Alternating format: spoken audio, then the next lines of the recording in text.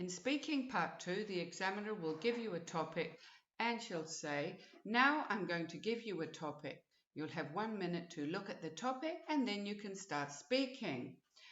Now, then she will give you some paper and a pencil for making notes. So you have 1 minute to make notes. Now here's our topic. Describe your journey to school or work. You should say what forms of transport are involved, the importance of time, whether it is enjoyable or not, and explain how you would make your journey more pleasant if you could. So what notes would you make for this topic?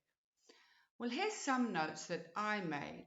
Remember, you might not use all the notes you've made, but at least they're there for you to refer to if you need to. So for the first bullet point, which says what forms of transport are involved, I wrote car, not public transport, bus, don't have underground, and congestion. For time, I wrote at rush hour, early in the morning, arrive on time. Whether it's enjoyable or not, I wrote stressful, try not to think about the traffic, listen to the BBC. And for the last bullet point, how you would make your journey more pleasant if you could, I wrote friend, companion, colleague, less traffic, shorter commute, better public transport. So remember, after making notes, you have to speak for 2 minutes. The examiner will say you'll have 1 to 2 minutes to talk about the topic. Don't worry if I stop you. Can you start speaking now, please? So this is how I would answer this topic.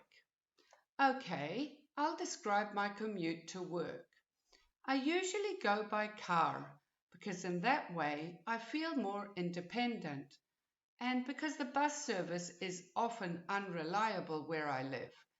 And also we don't have an underground railway system in my country.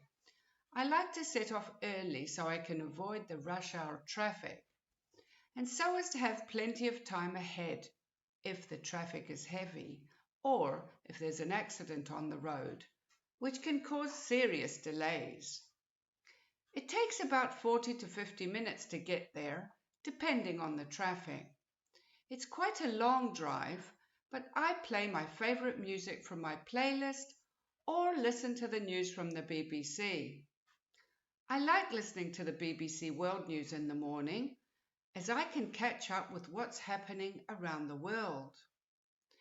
It would be nicer if I had company during the long drive, maybe a friend or a colleague from work. We could discuss our jobs or any problems we're having. Also, it'd be nice if the transport system were more efficient.